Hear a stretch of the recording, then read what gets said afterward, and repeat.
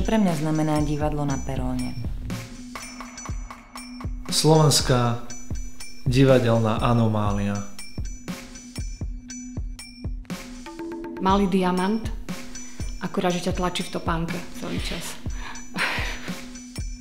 Kedysi to bývali bosé nohy na betóne. Teraz sú to oči, uši, hlas. Spolupráca, rovnováha. Sú drzí, cynickí, provokatívni.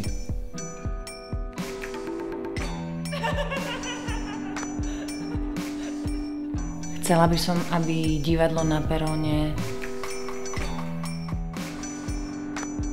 chutilo ako provokácia. Jednoducho divák nevie nikdy, čo od nich čakať.